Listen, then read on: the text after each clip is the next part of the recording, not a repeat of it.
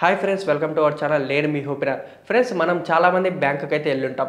బ్యాంకుకి వెళ్ళినప్పుడు ఏమేమి అబ్జర్వ్ చేస్తాం అంటే కొంతమంది అమౌంట్ అనేది డిపాజిట్ చేయడం కానీ, కొంతమంది లోన్స్ తీసుకోవడం కానీ ఇలాంటివి చూసి ఉంటాం.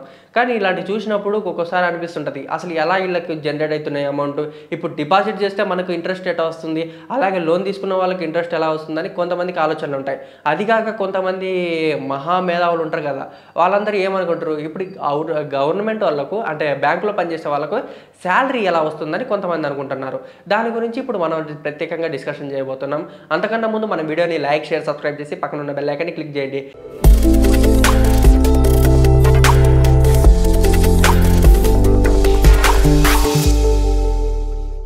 ఇక అసలు టాపిక్లోకి వెళ్దాం. మనం బ్యాంక్ వెళ్ళినప్పుడు మనమందరం డిపాజిట్ చేసినప్పుడు 4% అంటే ఇంతకుముందు అంటే 3.75% అనేది ఉంది.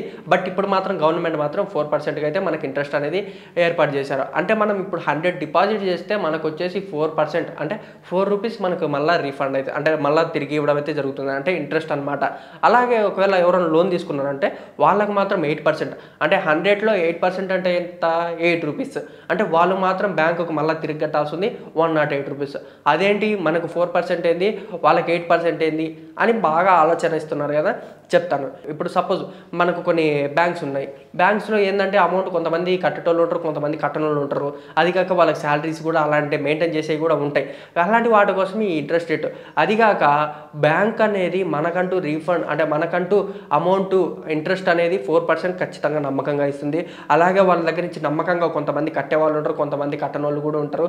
అంటే కొంతమంది మీకు తెలిసిందే కదా, స్కాములు చేసి కొంతమంది అమౌంట్ కట్టకుండా ఫారెన్ వెళ్ళి అక్కడనే చెక్ వేయడం, అంటే ఫారెన్ వెళ్ళి ఫారెన్ నుండి సెటిల్ అవ్వడము, అమౌంట్ మొత్తం కట్టకుండా, ఇలాంటి విషయాలు ఏంటంటారు.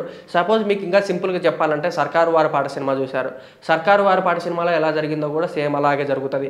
అలాగే మీ డిపాజిట్ కనుక అమౌంట్ డిపాజిట్ చేసుకుంటే మీ 4% అనేది మీకు రిఫండ్ అవుతుంది. అంటే మీ 4% ఇంట్రెస్ట్ అనేది మీకు వస్తుంటుంది. అదెందుకు, మేము అదే అమౌంట్ బయట ఇచ్చుకుంటాం కదా, బయట అయితే నాకు అదే 8 రూపీస్ బదులు 10 రూపీస్ వస్తాయి కదా అనుకుంటా, అక్కడే మీరు తప్పు చేసేది. ఎందుకంటే అలా చేయడం కారణంగా మీ అంటే మీ అమౌంట్ వస్తుందో రాదో కూడా మీకే తెలియదు. అలాంటి సంఘటనలు జరుగుతూనే ఉంటాయి. అదే బ్యాంక్ అయితే కొద్దిగా సేఫ్. అదిగాక ఇప్పుడు లోన్ ఇచ్చిన వాళ్ళ దగ్గర రికవరీ అయితే కొంతగా టైం పడుతుంది. బట్ వాళ్ళకి ఏంటంటే ఇప్పుడు వాళ్ళ అమౌంట్ మొత్తం రిఫండ్ చేసుకోనికి, అంటే మొత్తం వాళ్ళ అమౌంట్ అనేది ఇంట్రెస్ట్ కలెక్ట్ చేసుకోనికి కొంత టైం పడుతుంది. ఆ టైం గ్యాప్లోనే వీళ్ళు ఏంటంటే లోన్ ఈఎంఐ ఎక్కువైందని మళ్ళీ పెనాల్టీలు అని చెప్పేసి ఈ టైప్, అంటే మనకి ఇప్పుడు సపోజ్ మనకి బ్యాంక్ నుంచి మెసేజ్ వచ్చింది అనుకోండి, బ్యాంక్ నుంచి మెసేజ్ వచ్చినందుకు మన దగ్గర నుంచి అనుకోకుండా అంటే తెలియకుండానే మన దగ్గర నుంచి అమౌంట్ కట్ చేసుకోవడం, అంటే 1 పైసా 1 రూపీ అట్లా కొంతమంది దగ్గర కట్ చేసుకుంటే అబ్బా పోతే పోయిందిలే ఇంక ట్రాన్స్ఫర్కి ఏం చేస్తామని అనుకుంటా. కానీ ఇలా 10,000 మందికి కనుక పంపినంటే అక్కడే 10,000 అమౌంట్ అనేది జనరేట్ అయినట్టు అబ్జర్వ్ చేసుకోవచ్చు. ఇలా వాళ్ళకంటూ బ్యాంక్ వాళ్ళకి అమౌంట్ అనేది వస్తూనే ఉంటుంది. సో ఫ్రెండ్స్, తెలుసుకున్నారు కదా. అదిగాక ఆర్బీఐ గవర్నమెంట్ కూడా ఇలానే చేస్తుంది. అంటే మీ అమౌంట్ కొంతమంది బ్యాంకులో కూడా ఇట్లానే పంపించడం, ఇట్లా చేయడం, మీ అమౌంట్ మాత్రం జాగ్రత్తగా అని చెప్పేసి కొన్ని సంఘటనలు అయితే చెప్తానే ఉంది. కొంతమంది మాత్రం చాలా కష్టపడి అమౌంట్ అయితే రికవరీ చేసుకునే సంఘటనలు కూడా ఉన్నాయి. కొంతమంది అయితే ఇంకా చెప్పా పెట్టకుండా లోన్లు ఎగ్గొట్టిన వాళ్ళు కూడా ఉన్నారు. సో ఫ్రెండ్స్, ఇలాంటివి జరుగుతూనే ఉంటాయి. అదిగాక ఏంటంటే ఇంకొకటి, అలాగే మనం ఒక్కోసారి సినిమాలలో చూసుంటాం, బ్యాంకు లాకర్లో డబ్బులు ఉండడం. బ్యాంకు లాకర్లో అంటే మనం ఇచ్చిన డబ్బులు తీసుకెళ్ళి డైరెక్ట్ బ్యాంకు లాకర్లో పెడితే మన అమౌంట్ మనకు రిటర్న్ వస్తాయని కొంతమంది అనుకుంటారు.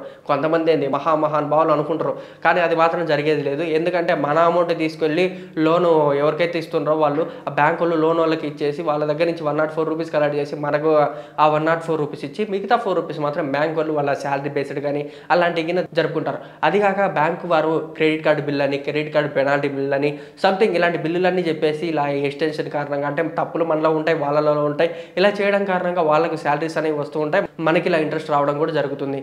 సో ఫ్రెండ్స్, తెలుసుకున్నారు కదా. ఇలాంటి మంచి విషయాల కోసం like, share, subscribe to our channel.